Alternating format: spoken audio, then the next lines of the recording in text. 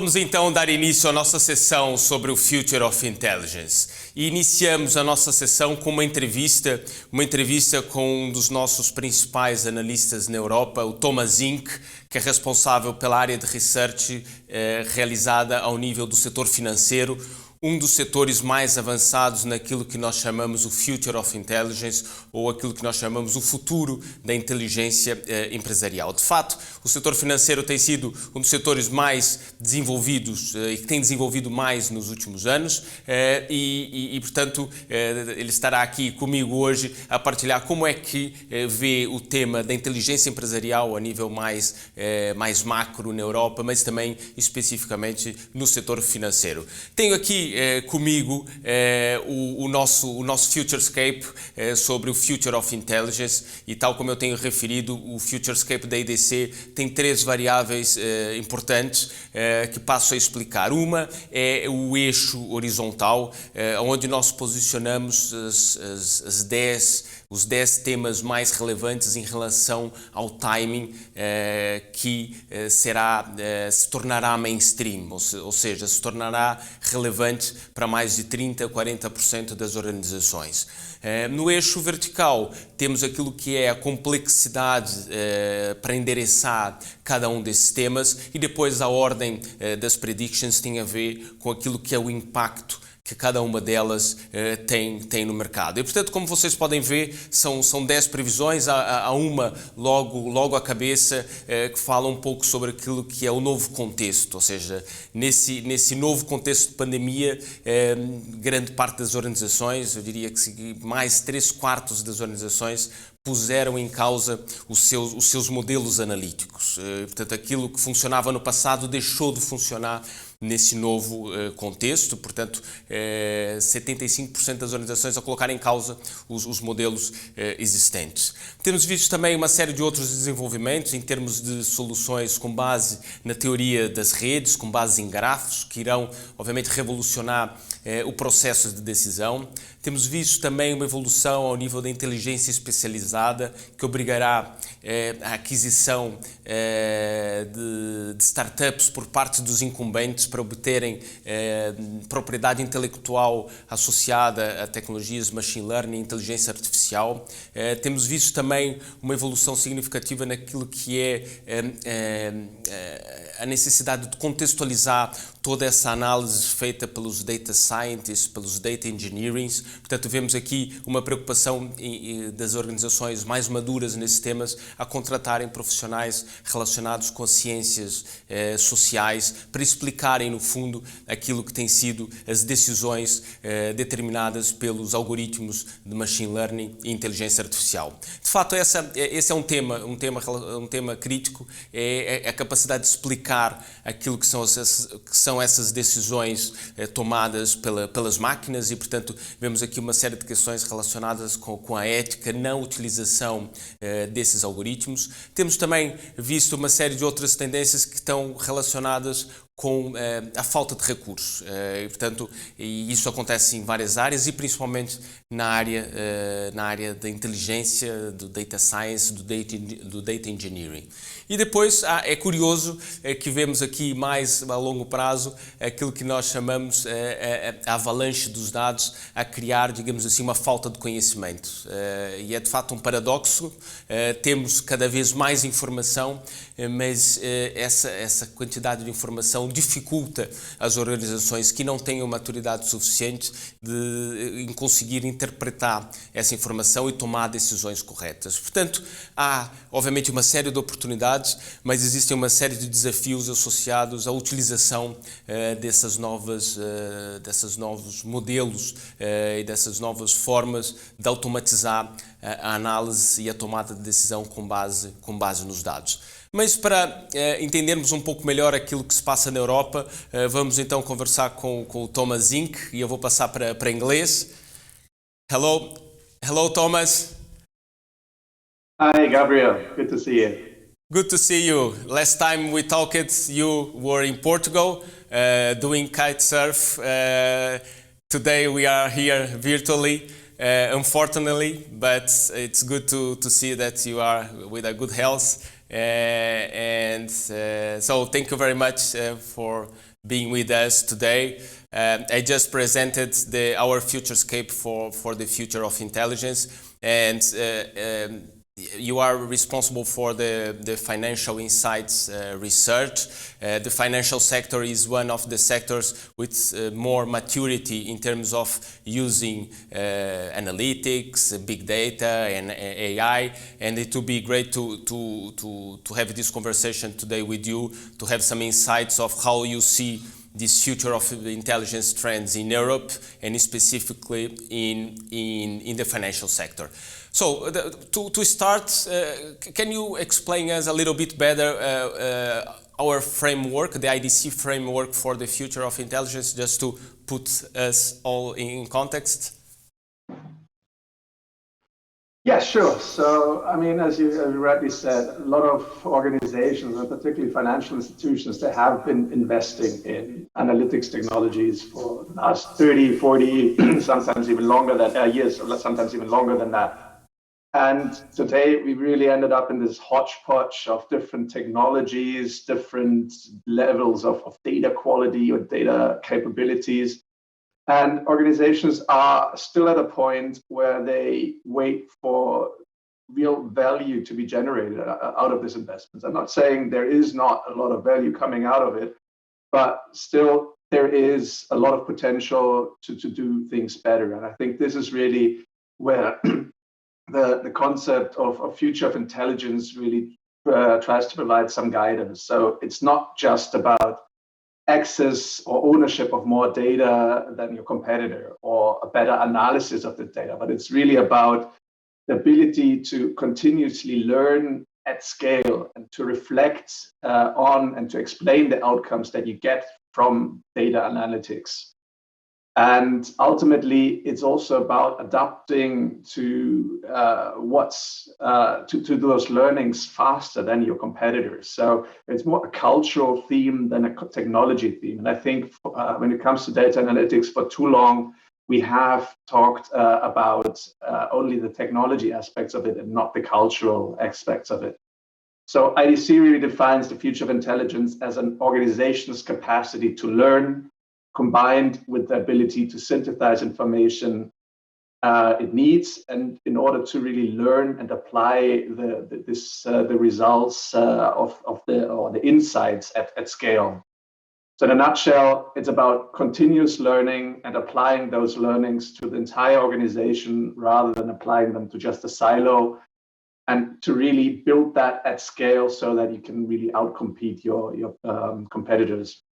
And that is really the critical differentiator that will separate those with great enterprise intelligence from those who are just trying to do it in a more tactical approach. Yeah. No, thank you, Tom. One question, I remember 5, 6, 7 years ago, key decision makers and also vendors were saying that big data and analytics were not suited for the cloud, but in fact we have been seeing a strong adoption and a strong growth in the cloud solutions around analytics and big data. What's your view on this? Do you believe the cloud will be key for the future of intelligence in the enterprise sector? Yeah, absolutely. So I think the two are really closely connected. So the cloud will be the infrastructure, the foundation to really deliver on this future of intelligence. So that is really more the technical aspect of it. And that is a couple of points where the cloud adds massive benefits. I mean, first, there's obviously processing power and the scalability and the ability to also really tap the market for best of breed solutions and try those in a much faster way.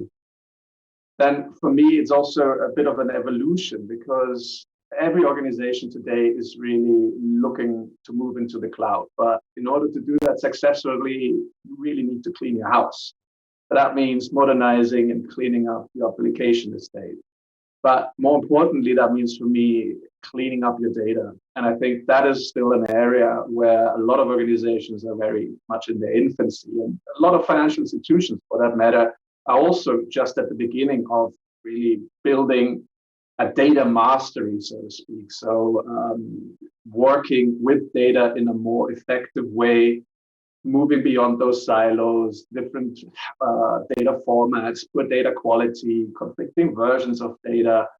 And I think the focus is really now on sanitizing it. So we are still at the very foundational level. And in order to succeed with both moving into the cloud and building this more data-driven bank, sanitization and building the foundation will be extremely important. So, I mean, banks have invested so much money in data analytics. And I think today the flavor of the month is data lakes. So there's somehow this idea that you dump more and more data into a data lake and somehow magically you get value out of it. But unfortunately, that's not how it works. I mean, this garbage in, garbage out principle applies. And it really requires a lot of work to mend out and to build the foundation on which you can really drive intelligence in your organization. Hoping that it's just happening in a magical way is for me not a strategy. It's a Hail Mary. So for me, that really means we need to become a lot more data driven, and that means we need a data foundation first, and that ultimately means we need to move towards a data platform approach. So the ability to connect or to build a platform that connects to various source systems, and really the ability to manage, to index, to transform, to secure, to expose, to improve data continuously. And that is really the prerequisite for the future of intelligence from a tech perspective. But more than that, there is this new ecosystem that we've been talking about for the last 2-3 years, and this is slowly really coming together. So future of intelligence also means how do I connect and interact and drive and co-develop value in this ecosystem? How do I kind of manage the data exchange with the ecosystem, and how do I drive collaborative innovation with the ecosystem and partnerships really to create value? And I mean, if COVID has done anything good, it was really that it has accelerated this focus that we need to do things differently because we live in a much more digital world than we used to. And I think this can really be the point where we move away from the very tactical approach that we have seen when it comes to data analytics or to intelligence, and really look at it more as a long-term strategy to transform your organization from the inside on the outside, and really ultimately with the goal of more customer centricity at heart. So for me, future of intelligence is really a long-term strategy that goes far beyond technology, but and really tries to build the foundation for this data-driven bank. The cloud can and most likely will be a critical enabler for that, but it is just a prerequisite. It's not the sole success factor to make it happen. Now, interesting this vision for this data platform, where you need not only to connect your own systems, the different systems you have in your organization, but also to connect to other partners and to make the data flow between your systems and between the systems of your partners. So it's interesting, and we are seeing this evolution, and we are seeing the automation of the process using machine learning and AI, not only just simple rules, but using really machine learning. But there is a challenge here is really to guarantee. How do you guarantee that the decision is correct, and how you can explain the decision? So, and it comes to a question: is how to make sure that we have trust in the algorithm. So what's your take on that? How do you see this issue in Europe, and especially in the financial institutions? Yeah. Well, I guess to bankers who have been in the business for a long time, I think they know that they cannot trust a new technology as it becomes available. So, I mean, when we talk about AI or machine learning, we are still very much in the infancy of the technology maturity. And for those who have been in this business for a long time, we've seen how the vendor community every couple of years comes up with a new hype term to kind of sell analytical solutions. Where a couple of years that was big data, now it's machine learning and artificial intelligence. And yeah, those solutions get smarter, but it takes time for them to improve. And I mean, the beauty about this next generation of analytical solutions is that they can learn by themselves, so you don't have to program everything necessarily into them. But that takes a lot of data that has to go through it, and a lot of continuous improvement of those algorithms to really drive value. And I don't think anyone is really expecting 100% results for a new technology, or if they do that, they should maybe wait a little bit longer for this to really have feasible feasible application in the real world. That's going to take a bit of time. I think one big challenge that we hear with those intelligent automation and machine learning innovation case studies that everybody is working on at the moment is that they also very often have an extremely narrow focus. So, I mean, the hope is that they will automate an entire process like loan origination, but it's a highly complex process. And I mean, there's nothing simple in any banking processes. Now we are trying to solve these really highly complex processes with solutions that are not ready yet to really address highly complex matters. I mean, they have their role to play in particular areas. For instance, when it comes to mundane tasks or repetitive tasks or identifying certain anomalies. So that is really where, or also digitalizing some paper, for instance. So those are really the areas where machine learning can shine, but it's not the panacea to solve the challenges in an entire process. And the problem is then expectations. So you automate a particular part, but that doesn't necessarily increase the overall process. So you still have bottlenecks that then kind of accumulate at a different point in that process chain.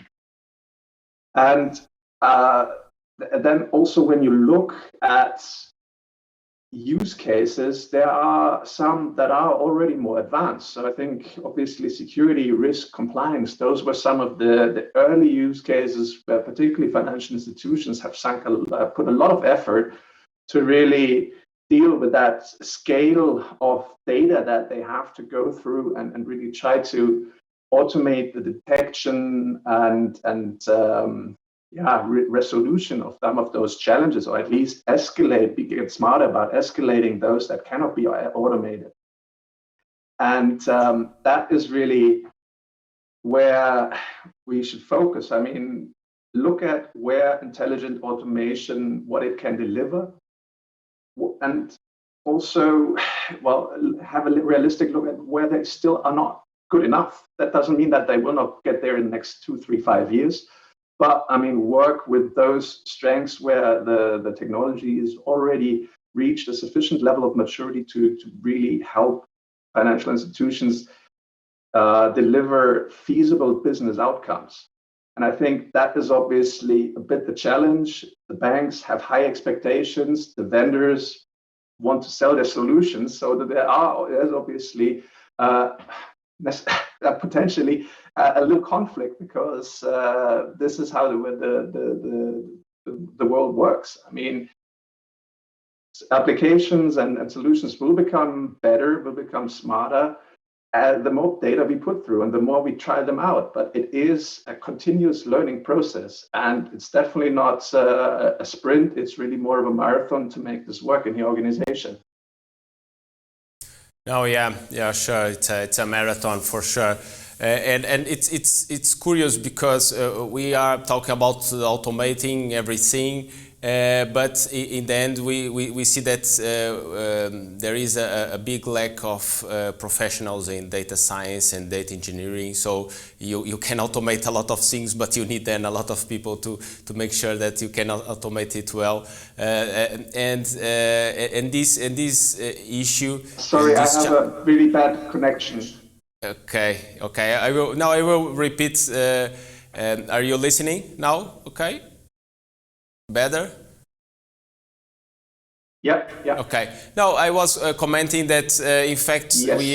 we are automating everything, but then we need people, data scientists and data engineering to do this work. And as we just have, I think, 5 or 10 minutes to the end, I will link my question regarding the skills, how we deal with the lack of skills in data engineering and data science, with the last question I had.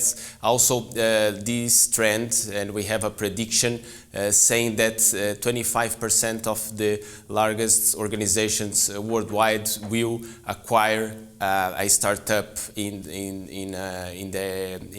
an area of machine learning and AI in the next years. So how do you see this trend of acquiring startups a way to deal with the lack of resource, and any other ways to deal with this lack of resources in this area? Okay, that came in a bit patchy, but I got the question. So I hope my line is coming clear on your end. So let me just answer that. So yeah, obviously this lack of resources, particularly around data skills like data science and engineering, is obvious. So for me, the solution is twofold. On the one hand, it has to be based on collaboration. If now every organization goes out and tries to pick the best resources from the market, we'll end up in a bottleneck that nobody will be able to deal with. Sure, those who manage to attract that talent will benefit from it, but the reality is these might not be longer financial institutions. I mean, the world has changed, and I think 10-15 years ago, banking was an extremely exciting and popular profession. Today, people want to work for tech companies. They want to work for analytical companies. And I think for banks, it will be extremely difficult to really compete on that level and really attract the smartest resources. And it also means not necessarily that, analytics will benefit from very different angles and very different perspectives. So you need to have a very diverse hiring policy to really get the most out of it. So for me, the question is, does it make sense to do that all by yourself?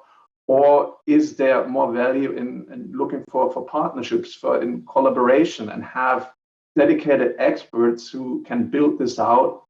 And as an industry, we focus on our core business, which is providing financial services to the people, and not become tech companies ourselves. Having said that, obviously, we will need to have some of those resources. And I think that's also where we have to look a little bit further into the future. I mean, we need to groom the next generation. Invest in universities, invest in schools, invest in partnerships with those entities to kind of raise the profile of financial institutions. And I think a lot of banks are doing things like that, like hackathons or new vehicles where they try to get external insights and really leverage those. And I think this is really how we need to go about that lack of resources. I mean, there's no simple fix to this, but I do believe, and that's to your second question, that acquiring startups, I mean, I'm a bit skeptical about this prediction because, I mean, first of all, acquisitions are always difficult, and very often they do not really drive the value that you expected. And particularly when it comes to fundamentally diverse organizations, such as an incumbent bank, very hierarchical, very clear processes, very P&L driven, to that of a startup where the mindset of people is completely different. So just acquiring them does not necessarily mean that you can keep the talent in those organizations. And from that perspective, I'm really a bit skeptical if it makes sense to acquire fintechs and then in order to keep that IP and to keep the talent for your organization exclusively.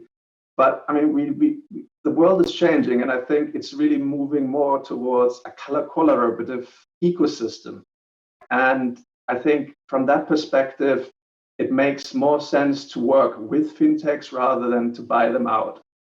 Obviously, that doesn't mean banks shouldn't invest in them. And we've seen how really large tier one banks have been investing and really making strategic investments in startups to also supplement their offering, for instance. So I think really BBVA or ABN AMRO are quite interesting use cases for that, because they keep investing in stakes in fintechs, also with the perspective that might be supporting your offering to some degree. So Solaris Bank is such an example. So both have invested in Solaris Bank. Particularly BBVA had this strategy to build out banking as a service, as a value proposition. Is that the answer to everything? Probably not, particularly because BBVA also now changed the strategy, it seems a little bit, because they sold their banking as a service business, which was exclusively in the US, to an American bank. And in Europe, that wasn't clearly the strategy, but I am not privy to where they want to go next. But my understanding was that banking as a service is not really the core proposition that they want to position in the European market, but those strategies change. So I think it's really important to go about what's the value of the investment, what do you want to get out of it? But I don't think that it's sustainable to invest in order to get IP or get talent, because those two are extremely difficult to retain. And particularly in this sea of sameness that we see today around a lot of fintech solutions, it's really, I think, also, well, a bit hopeful to say, I buy this, I have this exclusively to me, because somebody else can very often do it, something very similar. And it might not really be a long-term effect to have that exclusivity. Okay, Tom. It was a great conversation. I think we have just arrived in the end of our time. So it was great to talk with you. Hope next time we can have a conversation personally in Portugal, if possible. So thank you very much, and see you soon. Thank you. I would love that. Thank you, Gabriel. See you.